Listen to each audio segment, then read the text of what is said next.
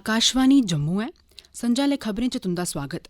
पैह्ले खास खबरें कन्नै मैं अभिलाषा शर्मा। G20 नेताएं दे शिखर सम्मेलन दी नमीं दिल्ली घोषणा पर आम सैह्मति बनी गेई ऐ।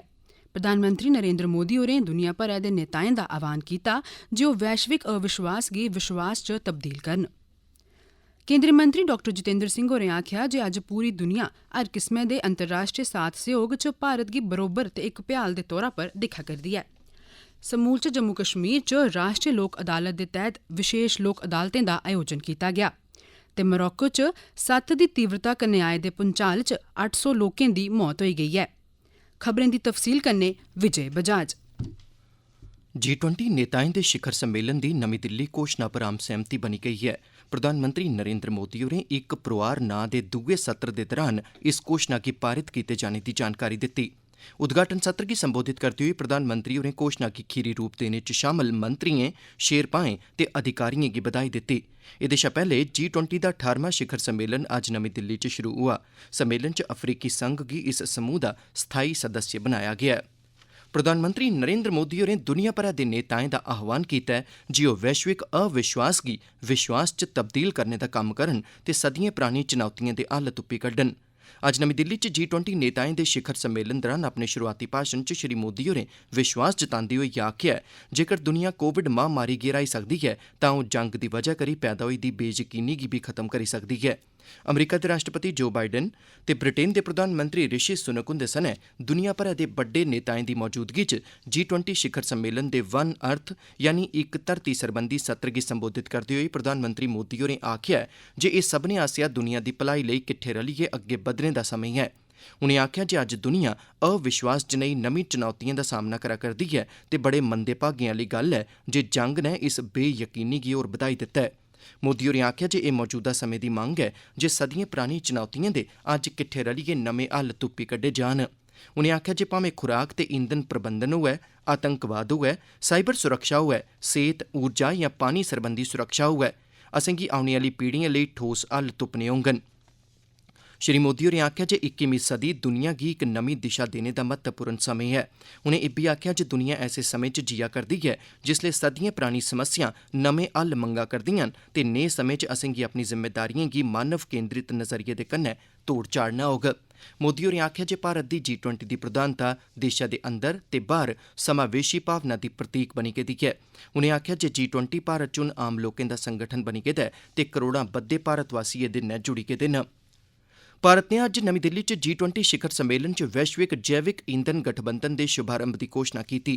G20 सत्र च श्री मोदी होरें रले दे ईंधन दे खेत्तरै च मिलियै कम्म करने पर जोर दित्ता। उनें आखेआ जे पेट्रोल च 20% एथेनॉल रलाने दी पैह्लकदमी गी भारत पासेआ आलमी सतह तगर लेई जाने दी तजवीज़ ऐ। प्रधानमंत्री होरें सभनें मुल्खें गी साद्दा दित्ता ऐ जे ओह् वैश्विक जैविक ईंधन गठबंधन च शामल होन। उनें आखेआ जे भारत ओकड़े मुल्खें च शामल ऐ जित्थै बड्डे स्तरै पर सौर क्रांति चला करदी ऐ। उनें आखेआ जे लक्खां बद्दे करसानें कुदरती खेती गी अपनाया ऐ। मोदी होरें इब्बी आखेआ जे मनुक्खी सेह्त दी सुरक्षा दे कन्नो-कन्नी मिट्टी ते धरती दे संरक्षण दी दिशा च एह् इक बड्डा अभियान होग। प्रधानमंत्री हुंदे दफ्तरै च राज्यमंत्री डॉ जितेंद्र सिंह होरें आखेआ जे अज्ज पूरी दुनिया हर किस्मै दे अंतर्राष्ट्रीय साथ सैह्योग च भारत गी बरोबर दे इक भ्याल दे रूप च दिक्खेआ करदी ऐ। राष्ट्रीय स्तर दी इक पत्रिका गी दित्ते गेदे इक साक्षात्कार च डॉ सिंह होरें आखेआ जे भारत अज्ज दुनिया दे मते सारे मुल्खें कन्नै रलियै कम्म करा'रदा ऐ ते केईं मामलें च भारत बरोबर कोला मते बड्डे भ्याल दी भूमिका बी निभा करदा ऐ। उनें गलाया जे अंतरिक्ष दे खेत्तर च साढ़ा मुल्ख अज्ज अमरीका ते रूस जनेह् बड्डे मुल्खें गी बी अपनियां सेवां देआ करदा ऐ ते भारत अजें तगर 170 मिलियन अमरीकी डॉलरें ते 250 मिलियन यूरो शा मते दी कमाई करी चुके दा ऐ। मंत्री होरें दस्सेआ जे भारत 66,000 करोड़ रपें शा मते दा अंतरिक्ष सरबंधी कारोबार करा करदा ऐ ते जिस रफ्तार कन्नै भारत अग्गे बधा करदा ऐ तां 2040 तगर एह् कारोबार 3,30,000 करोड़ रपें दे आंकड़े गी पार करी जाग। जम्मू कश्मीर दे स्कूली शिक्षा विभाग ने लेक्चरारें गी सीनियर सैकेंडरी दे विद्यार्थियें गी पढ़ाने दे अलावा 9वीं ते 10वीं दे विद्यार्थियें गी बी पढ़ाने दे निर्देश दित्ते न। स्कूली शिक्षा मैह्कमे पासेआ जारी कीते गेदे इस हुक्मै मुजब लेक्चरार हून +2 स्तर दे अलावा 9वीं ते 10वीं जमात दे विद्यार्थियें गी बी पढ़ा करङन।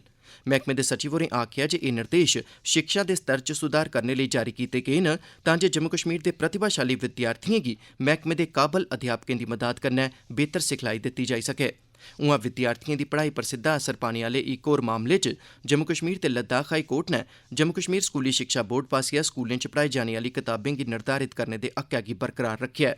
J&K private schools United front पास्सेआ दायर याचिका गी खारज करदे होई अदालतै एह फैसला दित्ता ऐ जे एह स्कूली शिक्षा बोर्ड दे हक्कै तैह्त औंदा ऐ जे प्राइवेट स्कूलें च बी उ'ऐ कताबें दा इस्तेमाल कीता जा जेहड़ियां बोर्ड पास्सेआ निर्धारित ते प्रकाशित कीतियां गेदियां न। अदालतै आखेआ जे ना ते प्राइवेट स्कूलें ते ना गै कुसै प्रकाशक गी निजी तौरा पर प्रकाशित कताबें गी निर्धारित करने लेई बोर्ड गी मजबूर करने दा कोई हक्क बनदा ऐ। राजस्व मैह्कमे दे सचिव डाक्टर पीयूष सिंगला होरें सरकारी कम्मकाज च पारदर्शिता ते दक्षता बधाने आस्तै जिला तहसील ते नियाबत स्तरें पर ऑफिस गी लागू करने दे तौर तरीकें बारै चर्चा कीती है। राजस्व मैह्कमे दे वरिष्ठ अधिकारिएं कन्नै श्रीनगर च लोआई गेदी इक बैठक च राजस्व सचिव होरें लाभार्थिएं दे कन्नो-कन्नी पंचायती राज इदारें दे सदस्यें कन्नै बी गल्लबात कीती। इस गल्लबात दौरान सचिव होरें भ्रष्टाचार सरबंधी मामलें गी फौरी तौर पर हल करने दे महत्वै पर जोर भरेआ ते चेतावनी दित्ती जे ओकड़े अफसरें खलाफ सख्त कार्रवाई कीती जाग जेहड़े कसूरवार मुलाजमें गी बचाने दा कम्म करदे न। उनें इस मुद्दे दा हल कड्ढने लेई जिला स्तर उप्पर नियमित तौर उप्पर प्रगति निगरानी तंत्र गी स्थापित करने दा भी आह्वान कीता ऐ।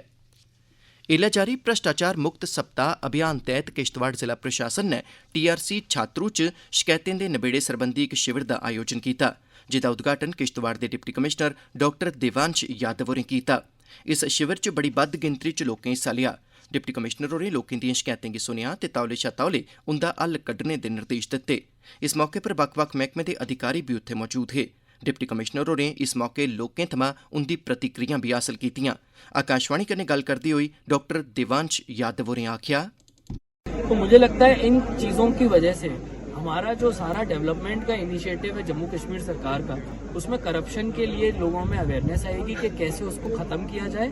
और आप सोशल वेलफेयर डिपार्टमेंट की बात लें तो इतने सारे उन्होंने हेल्पलाइन दिए हुए हैं। कोई ड्रग एडिक्ट है उसको सही होना है उसके लिए भी हेल्पलाइन है, किसी का पेंशन केस नहीं लग रहा है उसके लिए भी हेल्पलाइन है, कोई डोमेस्टिक वायलेंस का केस है उसके लिए भी हेल्पलाइन है। तो अगर लोगों को इन सब चीजों की जानकारियां हो जाएंगी और उनके गांव में कॉमन सर्विस सेंटर अच्छे से काम करेंगे तो मुझे लगता है कई हद तक हमारे यहाँ पे करप्शन खत्म हो जाएगा।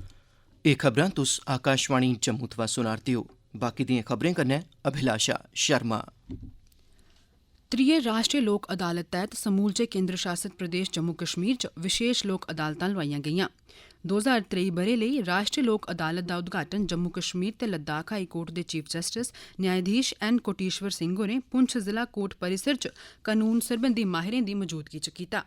अपने संबोधन च न्यायाधीश होरें लोक अदालत दे महत्वै उप्पर लोऽ पाई। उनें आखेआ जे तकरीबन 140 करोड़ लोकें दे बकाया पेदे मामलें दा हल कड्ढने दा इक वैकल्पिक ते असरदार तरीका ऐ लोक अदालत, जेह्दे कन्नै जनता गी तौले शा तौले न्याय थ्होना यकीनी बनाया जाई सकदा ऐ। लोक अदालत च दवै पक्ख आसानी कन्नै अपने विवाद नबेड़दे न।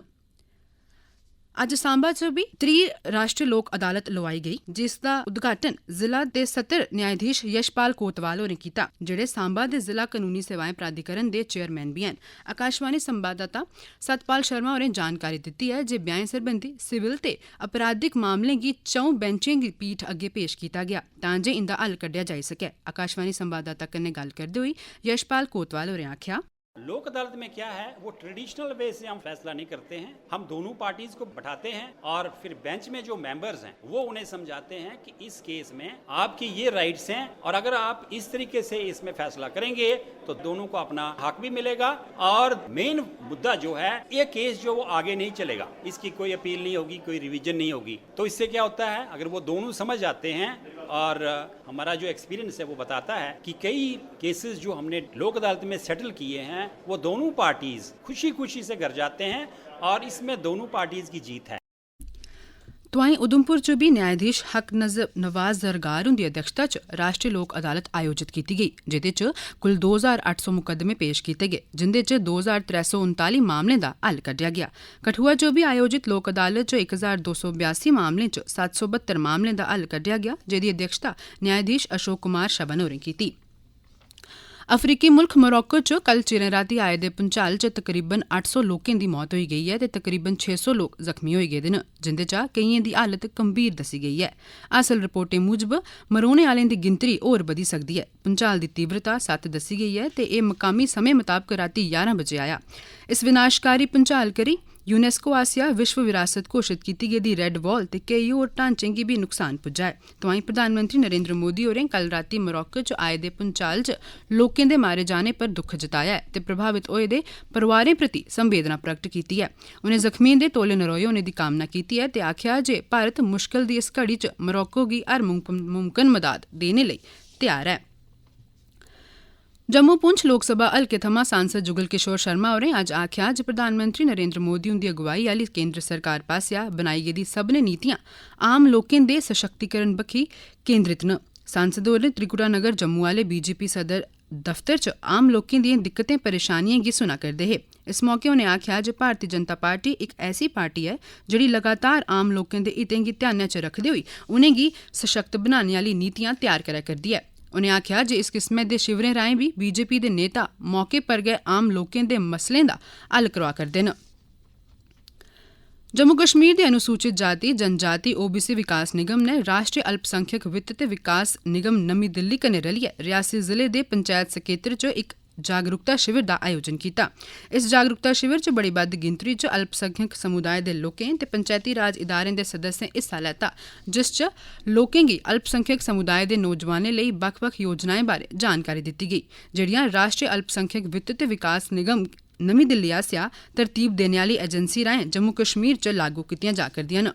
आकाशवाणी संवाददाता कन्नै गल्ल करदे होई निगम दे जिला प्रबंधक महमूद अहमद अयाज होरें आखेआ अपने अच्छे यूनिट जो है वो आइडेंटिफाई करके हमें बताओ, हम आपको पूरा प्रोसीजर बताएंगे, तो उसके बाद हम आपको लोन प्रोवाइड करेंगे ताकि आपकी बेरोजगारी खत्म हो। बाकी ओवरऑल भी हमने पूरा J&K SC/ST कॉर्पोरेशन का पूरा बता दिया है कि हमारी फंक्शनिंग क्या है। अखीरै च खास खबरां इक बारी परती है। G20 नेताएं दे शिखर सम्मेलन दी नमीं दिल्ली घोषणा पर आम सैह्मति बनी गेई है। प्रधानमंत्री नरेंद्र मोदी होरें दुनिया भरै दे नेताएं दा आह्वान कीता ऐ जे ओह् वैश्विक अविश्वास गी विश्वास च तब्दील करने लेई कम्म करन। केंद्रीय मंत्री डॉक्टर जितेंद्र सिंह होरें आखेआ जे अज्ज पूरी दुनिया हर किस्मै दे अंतर्राष्ट्रीय साथ सैह्योग च भारत गी बरोबर दे इक भ्याल दे तौर पर दिक्खा करदी है ते समूलचे जम्मू कश्मीर च राष्ट्रीय लोक अदालत दे तैह्त विशेष लोक अदालतें दा आयोजन कीता गेआ। एह्दे कन्नै गै खबरें दा एह् बुलेटिन समाप्त होआ।